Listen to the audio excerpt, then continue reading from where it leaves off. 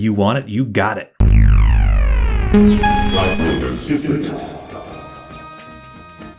This is another episode of the Flight Ringers podcast. I'm David King. That's Dan Spottswood. It's good to be here. Thank you. We are professional cartoonists, and we are Legion of Superheroes experts. This is the letters page for Legion of Superheroes number 4. This is the first letters page of this new series. The first reactions to this radical departure. This is the response to issue number 1 of the new Legion of Superheroes. Closed for renovations. Yeah, who did the lettering on that, do you think? It kind of looks like an editor or somebody did that. It doesn't look super professional, but maybe kind of. You don't think it was GIF? I don't know. Yeah, there's a little bit of drawing here. Hard to tell. I'm curious. The world doesn't need to know, but I'm curious. Right. This is the same masthead from the old days, from the Baxter Legion series. I'm not sure if they had it prior to the Baxter Legion series or not. I can't remember that far back, man. Yeah, I can't remember. It looks like Giffen artwork in that too, though. Right. It's Tom and Mary Beerbaum answering the letters, even though they're all addressed to Mark Waid. Right. I don't know if he answers any here, but I think in some of these it seems like they're trading off. Like he answers some of them. I don't remember that, or I don't remember one where I think like if it doesn't have a T and M, maybe we can assume it's Mark. Oh, yeah, okay. It starts out with the recap of the previous 3 issues and prior to that. Way prior in some cases. Yeah, in this issue number 4, the Mon-El has killed the Time Trapper, and they kind of tell us how he got to this point. They call back to issue number 50 of the Baxter series, where they killed the Time Trapper the first time. Right. In Action 384, which had Eltro Gand. Yeah, that was like 1969 or 68 or something. But they had a very succinct recap of that comic in one page here of this issue, so no need to go track down that old comic book. But we have a video. Right, you could watch the video too. I wonder which one will come out first. Probably the Action, huh? Yeah. I'm real far behind on making the videos. It's notable, I think, that this first batch of letters is relatively positive, or at least fans seem to be reserving their judgment until they read a little more. I think that tone can change pretty fast as we go along. Yeah. Do you remember them publishing a lot of like negative letters in these? I mean, we'll see, I guess, as we go. I'm sure they dig up the 2 or 3 positive ones and make sure to print those. I bet there was probably more negative than positive. They probably tried to balance it out in the letters columns. Yeah, I'm still really curious about what the split is and how the decision makers decide what letters they're going to put in the magazine, right. Because they could do only the good ones and whatever, only hold back or only publish the bad ones if they've got a zinger or something that they want to say to that person. Right. Or maybe they never get bad ones because the people who hate it don't read it and don't write in, and they only get positive ones for the most part, or something like that. Well, you see, fandom can be divided into 2 camps: fundamentalists and progressives. Wait, we're not there yet. But yeah, that's exactly what he's talking about, isn't it? Right. The first letter comes from Rob Rutterham of London, England. He's an old-time fan, but he's trying to imagine what it might be like for a new reader to read this new Legion of Superheroes number 1. There's kind of a veiled criticism of relaunching it to number 1, maybe perhaps to boost sales, which is definitely what is done in this day and age. But at least in this particular case, they had a really good reason to start. Right. I mean, and they say their reason is what Giffen wanted to do it that way to separate this new direction from the previous one. Right. And it's 5 years later. Totally different tone, right? A huge time jump, I think. Yeah. That's part of it too. Yeah, it's kind of hard to imagine a period of history where they didn't have a new number 1 for any series every couple of years. Right, because even this series, about halfway through it, essentially becomes an entirely different series, but it kept the numbers. Yeah, and even that for the time is kind of unusual. Right. Well, yeah, it's the Legion's always I don't know, either backwards or at the forefront or something. Right. Now, story wise, that when they leapt to the Baxter series, I'm not sure that really justified a new number one. But of course, that was more about having the direct market version of the book, right? Yeah, it was completely a marketing thing. And they still continued the older series too. Like though that big number didn't go away for a Right. while. So unsure were they about the experiment of whether it would work or not. They wanted to make sure, just in case most of their fandom wasn't going to go for that, and they were going to continue going to 7-Eleven or whatever, that they would still get their comics. I mean, I wonder if there was writing on the wall that the 7-Eleven experience of buying comics was on the way out, and the comic book store experience of buying comics was soon to be the exclusive way. I mean, this was back in, we're talking about the Baxter series now. This was Right. back in 1984. I guess comic book specialty shops hadn't taken over yet. I think that was actually the beginning of the end of the 7-Eleven era. Is that what killed it? Not all by itself, but it was the beginning. Because really, up until maybe even 10 years ago, I would still see like at least Mad magazines and magazines in general at gas stations, at convenience stores. Now it's rare to even see any magazines at all. But I mean, I personally think that was a huge mistake on the comic industry's part to abandon that, because someone has to be initially exposed to this stuff before they think to go to a comic shop. But that's another podcast. Yeah, it's kind of like a weird microcosm of a lot of kind of I don't know what you'd call it, kind of a mercenary capitalism type of thing. It's like somebody's like, I have to make money, and I know that today I can make more money if I sell my expensive comic directly to an old time or a comic book fan, more money than I can make doing this returnable basis newsstand, whatever that is, the old way. But long term, yeah, that doesn't hold up. Really, they should have, I think, realized that if nothing else, it would be like a loss leader, sending them out to non-comic book stores. It'd be worth it in the long run, because that's how they could hook new fans. Exactly. You blew it, guys. Yep, they ruined it.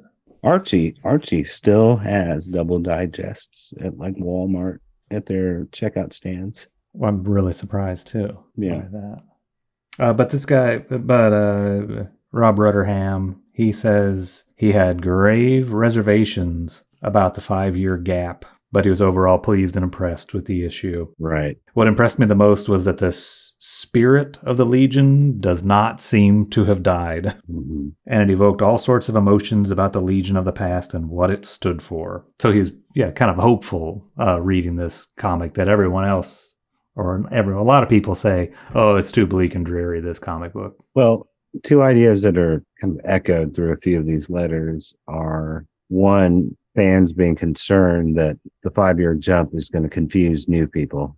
So at least one person is new and doesn't seem confused. And the other is, despite the bleakness of it, it's clear that the characters are still hopeful and optimistic. Like, in a way, it kind of makes that stand out more when it's contrasted with this more dystopian future. It baffles me at times when I see people say, it was too bleak. I couldn't read that comic book. It was too dark. And it's as if like, well, are you reading it? Or are you just, I don't know, are you getting this idea from somebody else and regurgitating it? Or is your reading comprehension so different from mine that you don't see that there's a hopefulness and that these people are going towards a light at the end of the tunnel? You don't understand that that's part of the storytelling, a part of what they're setting up, or all you see is the cover of the comic book and it's so dark. I couldn't understand it. Yeah. And what is it? What exactly is it darker than? Like, we had all the way back in the 60s, Fearlad getting killed and Validus murdering Invisible Kid, and with the Great Darkness saga, which is very grim, and Superboy gets murdered. I guess it's because back then they had spandex, and now they have trench coats and baggy shirts, I guess. Right. But some people got it. This guy gets it. He has a positive feeling about it, and he enjoyed it overall. And he points out that it's very appropriate to have a Reap, Chameleon Boy, be the driving force behind the reformation, just as his father was the driving Right. force, or he wasn't the driving force, I guess. He was the instigator. He was the moneybags behind Mhm. the Legion originally. So now they're getting to this generational territory that they should have been doing it all along. They should still be doing it, but they're not doing it that way. Right. But that's definitely a good angle. I think the Beer Bombs and Keith Giffen understand that as a driver of continuing this continuity. A lot of people, I guess, probably the same people who hate how scary and bleak and dark it is because they don't have a long underwear on, probably also are like they want it to be Superboy and Timberwolf, et cetera, forever. I think the bleakness, yeah, it's a red herring. I mean, even after this all gets erased or rewritten, it has been dark and utopian ever since, hasn't it? The world around them. Yeah, dystopian. Yeah, Dystopian. I'm sorry. I say utopian, dystopian. I think that has remained. yeah. Pretty much ever. Well, in the reboot period, it wasn't. They tried to please these other guys, I think. Yeah, but I maybe don't know. maybe at first. Right. It did eventually veer back into this dark kind of, Right. and it was actually literally dark and scary and bleak in a way. I think that I'm talking about like that Abnett and Lanning period of the rebooted Legion of Superheroes, right around 1999, 2000. That was bleak and kind of horrific in ways that even the Keith Giffen 5 years later period is not. Right. But it was, I think, even that was still popular. I don't know. Have we just reached a point in history where it just doesn't seem realistic to have a future where things are better? It certainly seems that way now. Like, it's very hard to imagine we're going to turn it all around. Yeah, I mean, like in the spirit of actual science fiction, where your story set 1,000 years of the future is just a commentary on the things of today. Right. Yeah, it would be dark and disgusting, and hoping for the best. Fingers crossed. That's what the story should be. Well, even like Star Trek, that has this kind of socialist utopian like future, is full of corruption in the Federation, and there's still plenty of darkness in it, at least in the newer interpretations of it. It just makes better stories, though. I mean, there are more adversarial situations for the characters to be pressed against. It doesn't work as well if they're in like a perfect future where all of our problems of today are solved. He asks something about the United Planets, or mentions the plot line where the Legion is quote unquote been outlawed by the United Planets, and that prompts Tom and Mary's response, where they want to clear up some confusion that a number of readers have had about EarthGov, the government of Earth, and the United Planets, whether they're acting in concert in vilifying the Legion of Superheroes. And the Beer Bombs want to say that those are two distinct, I guess, governmental bodies, right? And they are at odds with one another. They're saying that the government of the Earth, is the ones who outlawed the Legion, and the United Planets is, I guess, they haven't really talked about them yet. I don't know what's going on with the United Planets specifically. It does seem like they're in some kind of disarray generally, the United Planets. I guess they're still up. They haven't completely collapsed, but Earth is seceded from it, Rexited. Yeah, but they still have science police on Earth. Mm-hmm. So I'm still confused about the science police and who they're beholden to. Maybe it's a jurisdictional thing, or like the Earth Science Police work for EarthGov. Like they license out the name Science Police, so every planet can have their own. Possibly. I'm not sure. I'm not sure how much previous writers thought about keeping all that stuff consistent. I mean, I know that the Beer Bombs and Giffen have thought about it, but I think they still haven't explained it to me. Right. Because if the science police are part of the United Planets structure, and the United Planets and the government of the Earth are on the outs, why are the science police still the bad guys, or they're still like the fascist oppressor force on Earth? And they seem answerable to the Earth government. The Earth government they're the bad guys because of the dominators. Right, but the science police are the science police are on every planet, right? Oh, right. But have we seen any of the science police other than the Earth science police? We've seen the Rimbor science police in issue 2. They're trying to chase down Kono. Oh, right. Yeah, I don't know. Is it like a third independent body of the other two? Yeah, I don't know. I'm still curious because my instinct is that Science Police and United Planets are the same. It's like the law Okay. enforcement of the United Planets. But if the United Planets isn't on Earth anymore, why are there Science Police there? And why are Right. they working for the corrupt government as corrupt policemen? Unless the Earth faction is somehow like emancipated from it and realigned with, Yeah. I don't know. Or they still use them, and they are illegally using the name Science Police to describe their police force. Yeah. It's like when you go to a convenience store that used to be a 7-Eleven, and they still have the green and orange stripe, Right. but they don't have. It's called 712 now or something like that. The beer bombs go on to say that to address Rob Rutterham's concern that maybe some new readers may not understand it, the beer bombs say that they haven't seen too much confusion from the new readers to date. And that leads into the next letter from a new reader, Anthony, name and address unknown. He says, "Dear Legion, the new Legion Superheroes is a title I'll definitely continue to pick up. Although I've not been a follower of the Legion, the first issue gave me a sense of what these heroes are all about. Keith Giffen is, as usual, in tip-top shape, both in writing and illustrating this issue. With this in mind, I can't wait to pick up the Great Darkness Saga, which I'm sure will be just as good and which I hope will give me an idea of the old Legion." So he's new to the Legion, but not to Giffen. Yeah, he's maybe kind of like me. I came to get more Keith Giffen comics. Really? Yeah, because I was reading Justice League. Oh, even weirder because he didn't draw it. But after a certain period, I realized that I think I must have got ambush bug somewhere along the line, and maybe like just some of that other Justice League peripheral stuff where Giffen would write it for a year or for 6 months. I think I've discovered that Giffen was the secret sauce of the stuff I liked. And then Justice League was coming to an end. I'm like, well, what else is this guy doing? And so I went over to get Legion now. And I had gotten a couple of Legion issues just, over time.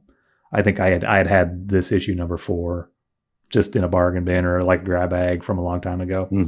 Little did I know that the month that I decided to pick up Legion Superheroes for the first time was the last issue that Giffen drew, issue 39. Wild. But then I still stuck with it. I started with issue 39. I bought all the rest of them. I bought all the old ones. So it still worked. I don't think until I was reading 5 years later that I realized I was kind of a fan of his and then wanted to like deliberately look for his stuff. But I already knew who he was because he did so much stuff, so many fill-ins, so many different books that I already had probably 20 Giffen comics.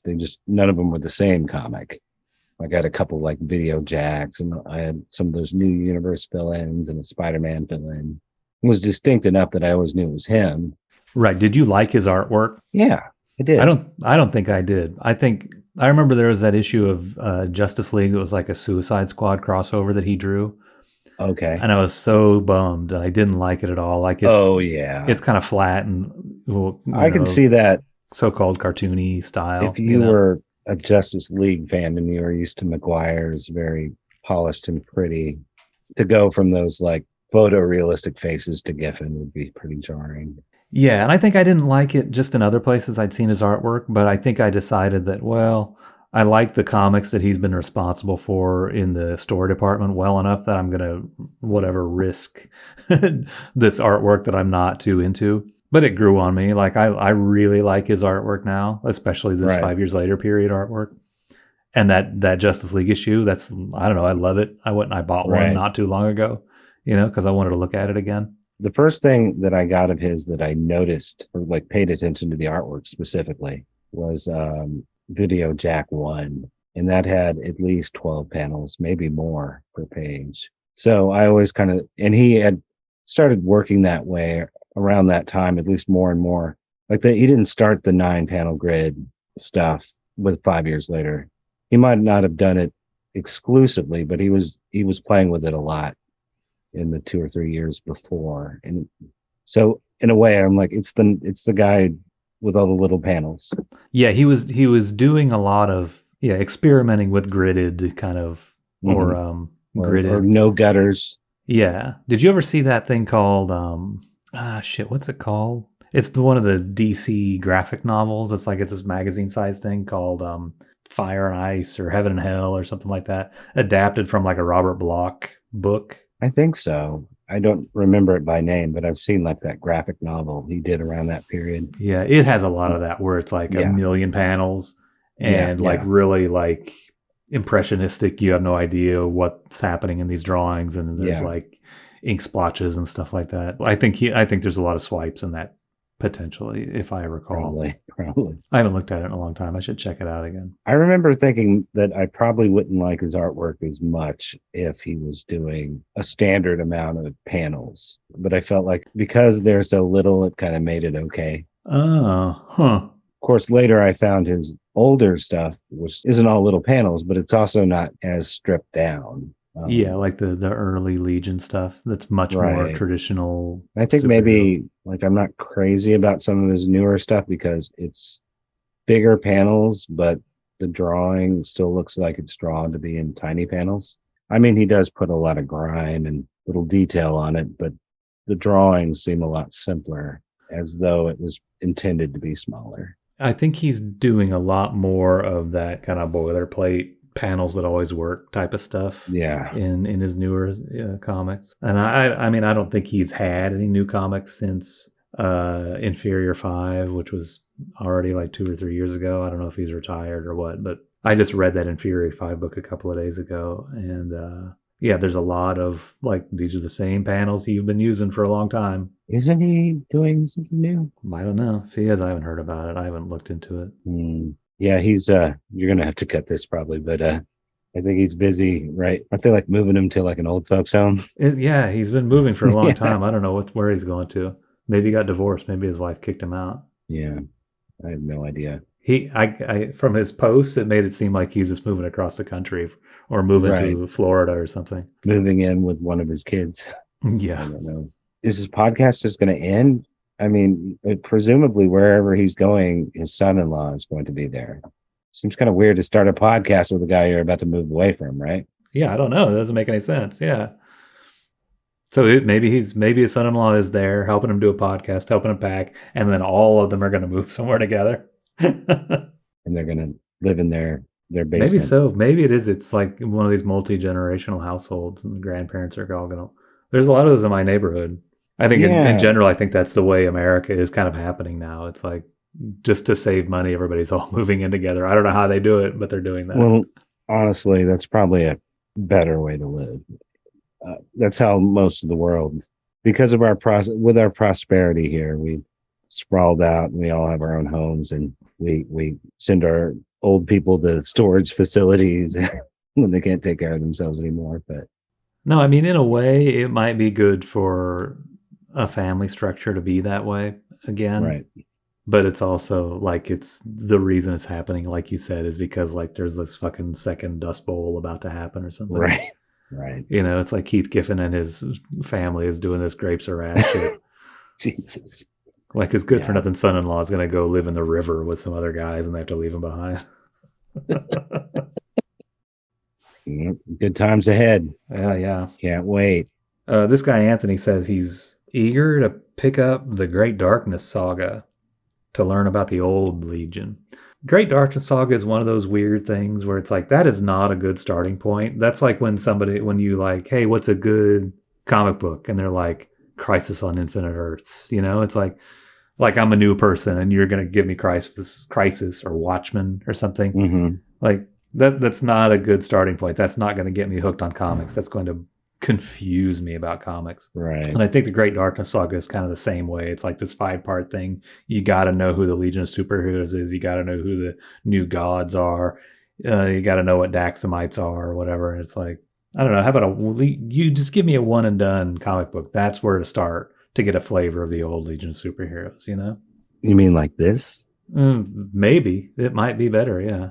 Well, at least it does have that one and done quality. Right. that annual number 2 it's shallow and dumb, but it does tell you the concept, and it shows you a wide variety of the characters. Mm-hmm. I don't think anybody's going to fall in love with reading Legion comics with that one, but who knows? Like if you start with the new Legion of Superheroes 5 years later, number 1, and like it, yeah, check out that other one. That'll give you an idea. It shouldn't be your first one, but it could be a good one to get you started on the broader spectrum. Right. Yeah, I think 5 years later is a lot like a modern TV series.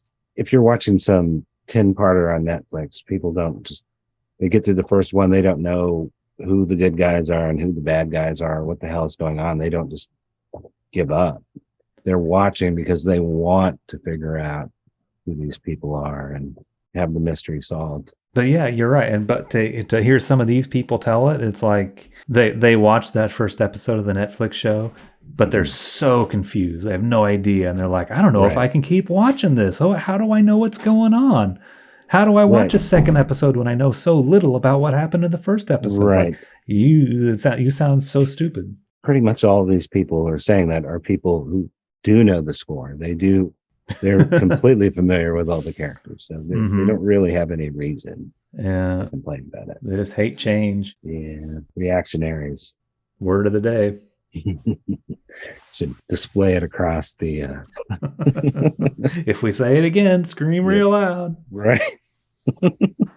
This next one, this Elizabeth Holden letter. She opens up saying more or less what I was saying a few minutes ago about how it was easier to buy a utopian future, perhaps in the 50s and 60s than it is today. She says, we're in the hard-nosed 80s. But 1,000 years in the future without even time travel or wealth as ways to escape. Well, I guess that refers to Chameleon Boy. Even in spite of his wealth, he can't get out of this problem.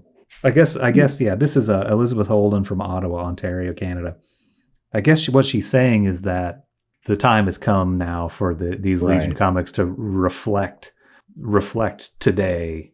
Right. In the science fiction tales that they're telling about 1,000 years in the future. She still manages to close it somewhat optimistically, saying, once again, the Legion is possibly the beacon, the bright light in the darkness, the optimism. Maybe they'll give hope back to their society. Right. It's interesting that she's saying that the 1989 society is almost a bleak dystopia that's reflected in this comic book. It's only gotten worse since then.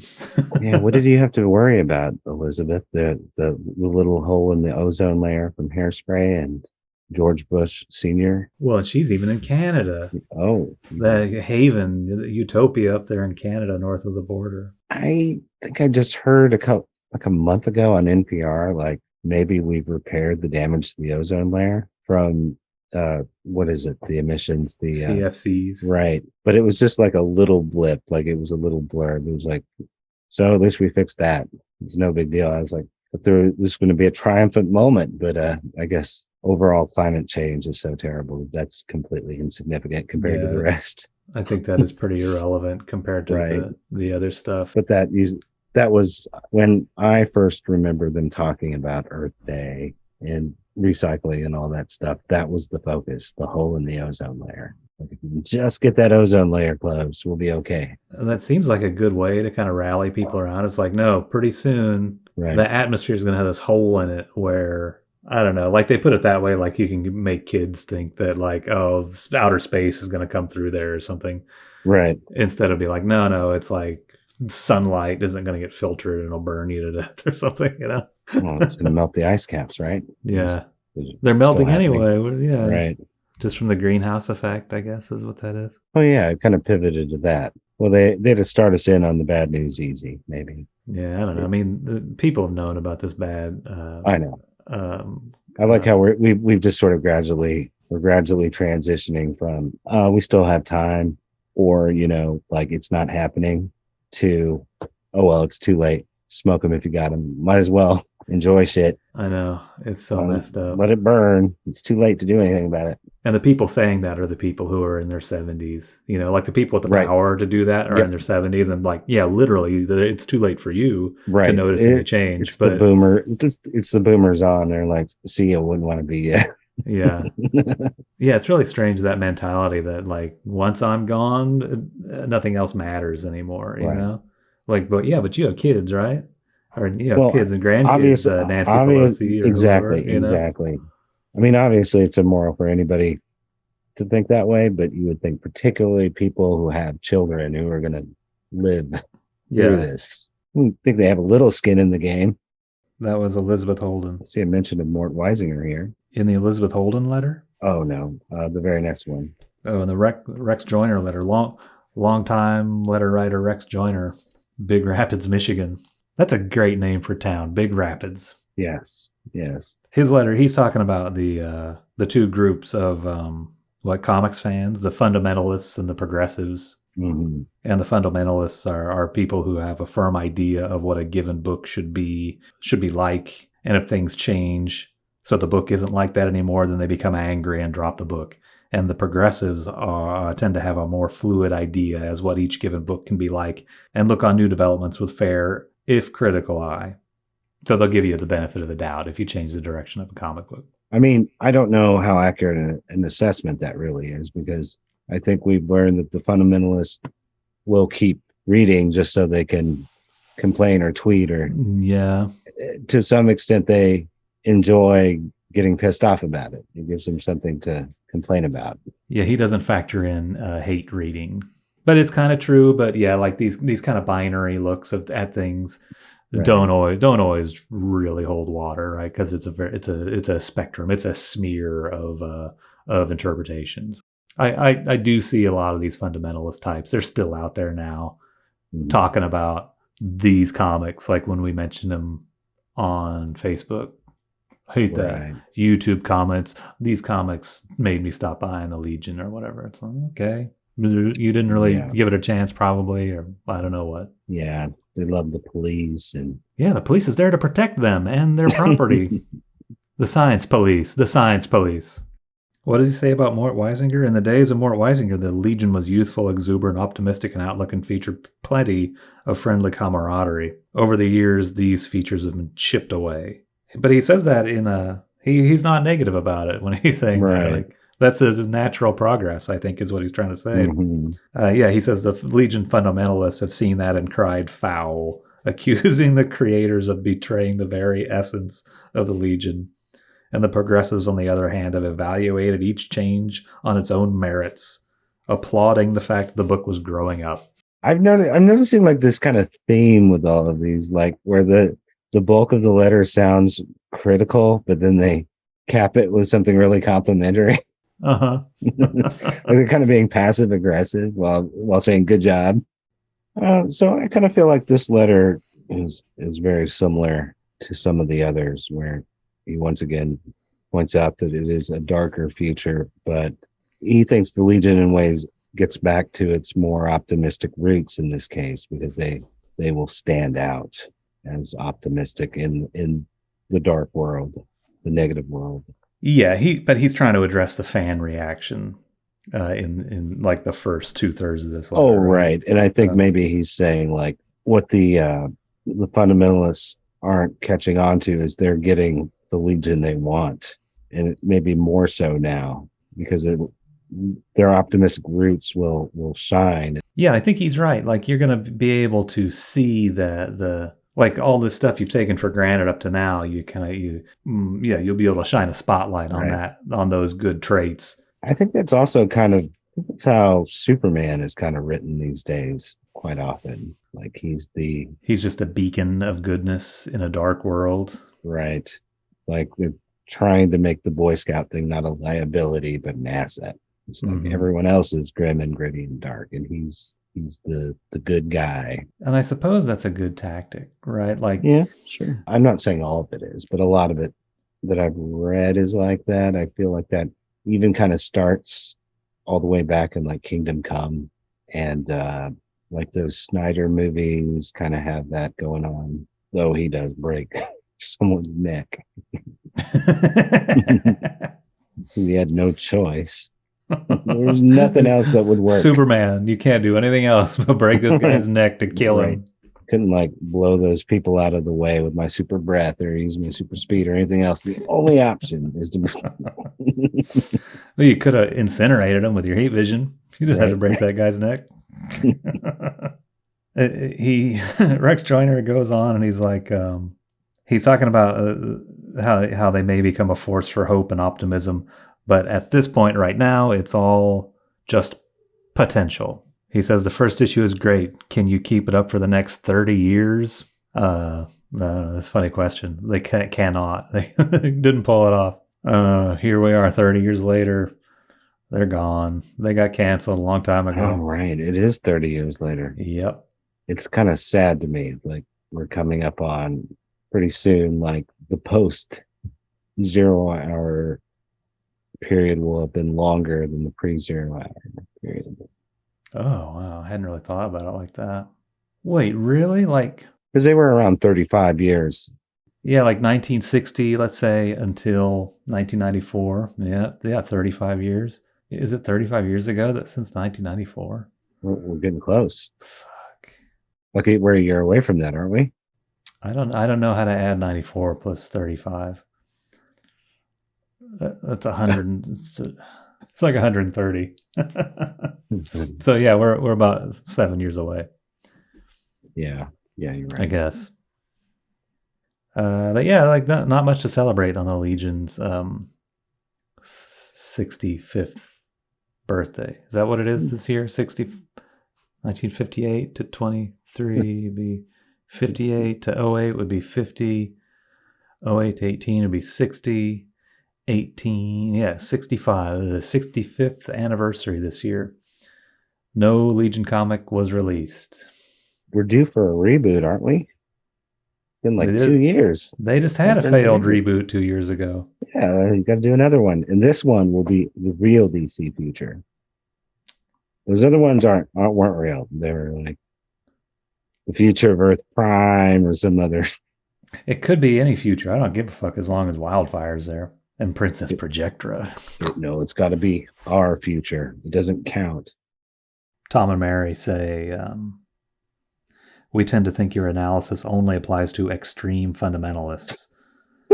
Since most of the Old Guard Legion readers we know are fairly pleased or at least open-minded about the new series so far, all of which proves how difficult it is to lump readers into such broad categories. Only the extreme fundamentalists. Yeah, just being a fundamentalist isn't extreme. Right. There's more extreme. Like the MAGA Republicans.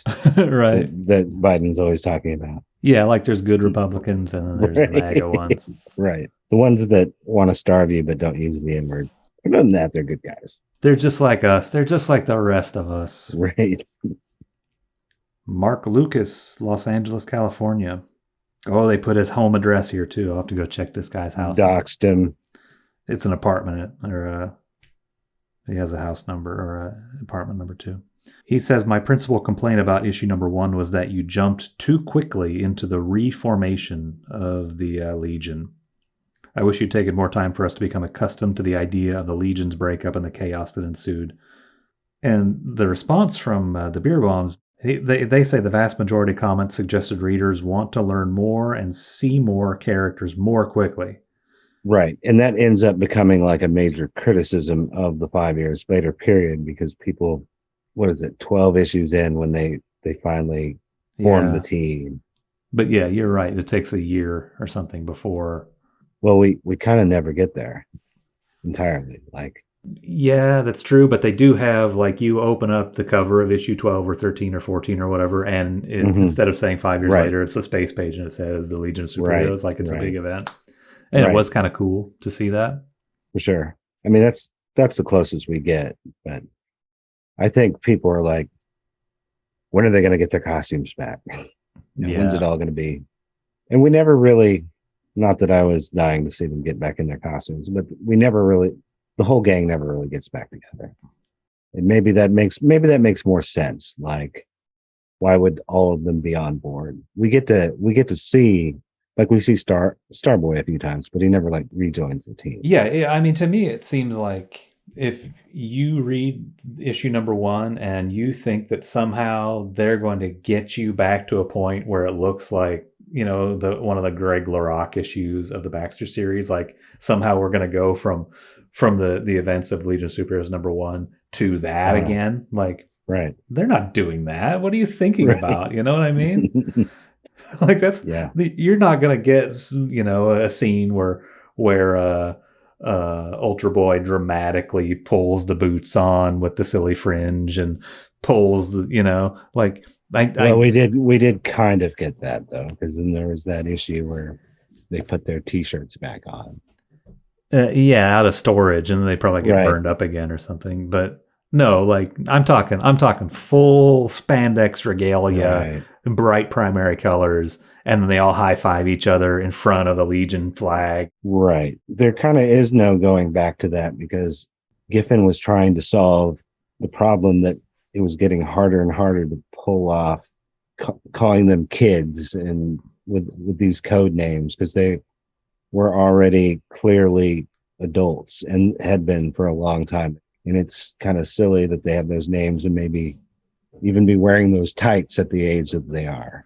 Well, to me, the sillier thing is that there are fans who are like, okay, we've had one issue of this. When are you getting back to the Greg LaRocque style? Right. Like, well, you're only going to let me do this one issue? Mm-hmm. Like you think that this is only going to last one issue or two or whatever? Right. Like, come on, you extreme fundamentalists. Right. This is not a gag. This is really happening.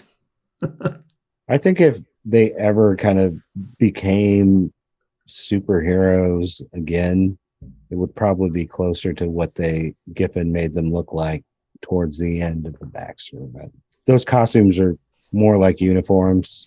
Less. Yeah. Well, and that's totally what superhero comics even became eventually within 5 or 6 years, like those Wildstorm things and stuff. Like they still wore spandex, but they were uniform and they had wrinkles and stuff like that. You know what I mean? Like, and like the X-Men movies, like those first ones, like, oh yeah, it all turned into that. That's what people eventually wanted. Like they hated it when Giffen did it and thought it was stupid and ugly. And maybe those costumes were kind of ugly, but like, that's what they became. There wasn't like each hero had his own different style. It was all like they were all in a uniform, right? And that's what the readers, I guess, wanted, or they just fell on board with it. And so I think it was just in the water, but that stuff happened after Giffen was doing it in his return period at the Baxter series, when it hadn't really happened yet. I think that and that's still happening because, I mean, I'm fine with superhero costumes. I mean, I accept that it's just part of reading comics, but some people really are bothered by like the guys having underwear on the outside of their tights or something. Yeah. So there's been this move where none of them have underwear anymore and their pants are baggier now. And I don't know what that is about exactly. I don't necessarily like it, but I like it in this context. This is totally different. Yeah, I mean, I think it's a lot of things. Like back in 1989, the extreme fundamentalist fan doesn't want that big of a change where they go from each having a distinct garish underoos costume to everybody wearing the same suit. But now I think living in a world ruled by fascism and authoritarianism, I think people are beginning to love that, and they like seeing X-Men wearing gray costumes that all look the same. That's a good take. Oh, I didn't think you were going to go there. It's the fascism angle, yeah. But right, it's like people, the extreme fundamentalists. That's what they like now, Right. And like it used to be that they were like, Batman doesn't carry a gun. And then today's extreme fundamentalist comic fan, like, how come Batman doesn't have more guns? He should have a gun in every fucking boot he wears. I think it's really just the tail wagging the dog. Like the cinematic universes are the main thing now, and the comic is an appendage to it. And nobody wears masks in movies because you can't show the star's face. So now lots and lots of superheroes have ditched their masks in the comic, make it consistent with the films. And in the films, they're not wearing tights. They're wearing Yeah, like military fatigues. right. I think partly also is that it is strictly a boys' club now, an adult Oh boys' yeah. club, and they're guys who have no style. I have no style, so I'm speaking of the choir here. But it's Mm, like boys' stuff. You're not interested in costumes. That's like playing with dolls or something. You know what I mean? right, right, And it's just like all the guys I ever see, like they are wearing like all black because that's the easiest thing to make you look okay and not have to think about it because you don't know anything about it. What looks good, and you're embarrassed by brightness or something like that. right. Unless you have a white cat. Yeah. You just have to use the sticky thing all the time. Yeah. But I mean, do you feel like that could be an aspect of it? Is like our audience thinks bright colors are whatever, Our I audience doesn't like neat costumes because I they're think just adult because guys who wear jeans and t-shirts. I don't know if it's their fashion in particular. I think it is what works for a small child and is great for a small child who a lot of this stuff was initially designed for. Now that they are the only ones reading it as adults, the comics are feeling like they need to remain plausible to an adult, and an adult will think it's silly that someone's running around in tights, Mm-hmm. whereas a kid won't think twice about it. So they're like, Yeah. this isn't realistic enough. But It's I so don't know. strange. The I mean, yeah, I think we're kind of speculating on what the Right, real beliefs of right. the extreme fundamentalist is, and it's totally different from 1989 to today. Like it's totally the reverse, Right. even though they're both awful. Hmm. It's a both awful roads to be on. It's like the same reactionary word of the day Yeah. Ding, uh, ding, ding, ding. belief system. Ah. I want to be a Legion progressive, a far left wing Legion progressive Yeah. who hates the science police. Yeah. Defund the science police. Nationalize everything else. Bits of Bits of Legionnaire business.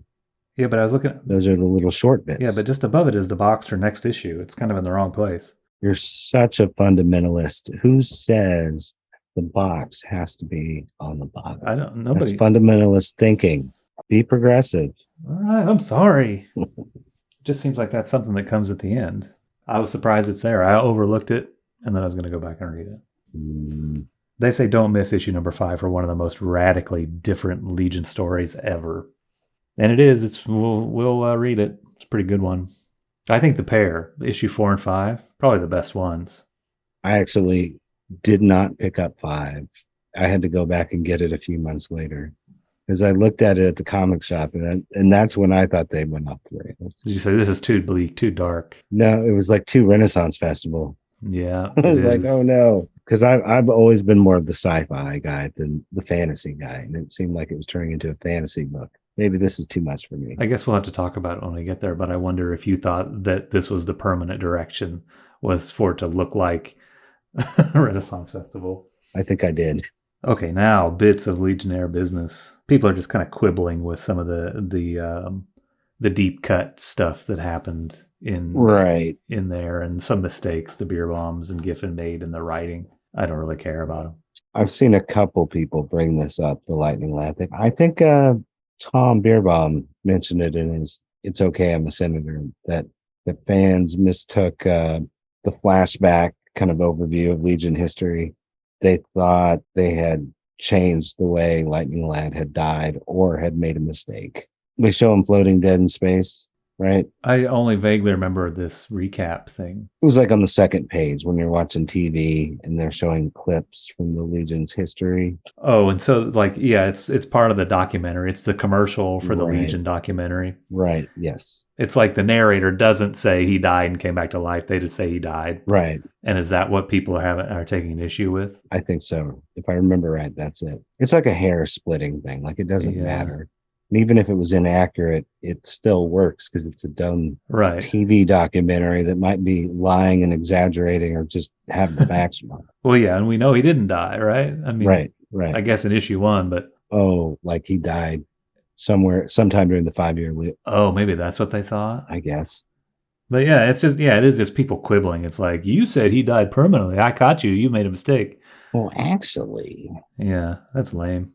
Kenneth Aramd of Baltimore wants to know why issue 1 had no page numbers. I think you had a problem with that too, right? You said you wrote down the page numbers on it with the pencil on every issue. yeah, and an old copy. Yeah, and there's more splitting hairs. There was actually 2 men who tried to kill R.J. Brand, but you guys in your recap only showed 1. Don't care. Who cares? I thought it was the other way around. I don't think it matters either way. Somebody tried to kill him, you know? It's like a 1-panel recap. It doesn't matter. I think Giffen added a guy to make it more dramatic. It says Keith chose to modify the assassination story to imply that history had exaggerated the drama by creating a second assassin. He took an assassin away. Oh, he took one away. Okay, yeah. But see, I would have read that and been like, if I had known that there's only 2, I would have said, oh, this panel probably didn't have room for 2 assassins. I get the gist, right? Right. I kind of like that Giffen. I know it must drive the fans crazy, but he's a little fast and loose with the details. And why not? It's science fiction. It's after crisis. Maybe little tiny things changed here and there. Like Shirley knew Mon-El was not naked in that Eltrogan switch scene. Maybe he thought it made more sense because the dude took his costume. Yeah, we'll have to find out next issue in the bits if somebody complains about the nude Mon-El out there in the asteroid belt. Mark Billion of Malvern, PA wants to know why issue 1 was so late. The Tom and Mirbaum say it wasn't because of any creative issues. It was a printing problem. We've talked about that in the issue number 1 video we made, I think. Printing problem. I wonder if any of the misprinted ones survived. Wouldn't that be a big collectible to have? With the gold blob cover instead of the ring. Maybe the guy who has like 90% of the Giffen original art has a copy. I hope someday that they unearth a trove of the misprinted Legion number 1s. I want one. Maybe they'll unearth them someday like they did all those, what was it, like the E.T. video game? I knew you were going to say that, yeah. The E.T. Atari game. Yeah. Lee Klaus and Dave Dykema of Toledo, Ohio. They want them to lose the new from the new Legion superheroes and to get rid of flight rings. Tom and Mary say, you want it? You got it. So I guess there's no more flight rings. Even though I don't know why you would get rid of flight rings. That seems like a pretty cool little thing. Like if you were an old-time Legionnaire, you would still have your flight ring. Yeah, I don't know. I think I seem to remember. I think it was some like mental gymnastics I was making. Like maybe they were kind of like cell phones need a network. Like maybe there's some sort of electromagnetic force they tapped into to work. Like maybe they would not work without it. But I'm sure they've gone in time and used them. I mean, they're supposed to be made of the anti-gravity element that Mon-El created that time. Oh, right. That's right. So I guess if there's no more Mon-El, I don't know who's going to have created that anti-gravity element. Just Brainiac 5, I guess. Oh, shit. Maybe they don't even exist. Yeah, that'd be interesting. Post 5 years later. Didn't even think of that. Yeah. I do know like Giffen was eager to get rid of them. Weird. Why? I don't know, but I think maybe even in that podcast, maybe he said something like, you're talking about stuff he wanted to get rid of. You know, like no more costumes, code names, flight rings. I don't know. I can see it both ways. Like it's kind of more interesting if like Mon-El has to take a chunk of Earth to carry the other guys, or we've got to figure out other means. Brainiac 5 has to pilot a small shuttle with a few of them in it. Or... Yeah, I mean, I'm ready to roll with it, but it seems like it's kind of pretty useful and cool. And if they already have them, like, why would they wouldn't stop working? I don't think. Right. A bunch of people want to see the return of Ron de Vidar as the Green Lantern of the 30th century, and they say you're not going to. They have big plans for him, but it's not as a Green Lantern, I guess. Did Giffen want to kill him, and they begged him not to kill him? Yeah, and they make kind of a big character out of. Well, no, kind of a secondary character, maybe bigger than he used to be. I personally think he plays a better role not as a Green Lantern. I know a lot of people are really attached to him being a Green Lantern, but he was only a Green Lantern in that one issue. as a gimmick. But I think it's burned into people's memories because of the Who's Who entry of him dressed that way. They're like, oh, you finally did something with him, turned him into a superhero, and we want everybody we like to be Right. superheroes and main characters. But I think he works way better as, the guy that Laurel ends up marrying because Brainiac 5 is too, preoccupied with his work or whatever. And they mention in there, he's like Brainiac 5's best friend. Yeah. So his best friend married his girl. Damn, that's cold. We're done with this letters. We got to the end. That was the letters page for Legion of Superheroes. Number 4, talking about Legion of Superheroes number 1, the brand new dawn of the next chapter of the Legion of Superheroes comic book. Long live the Legion. See you in 30 days. Super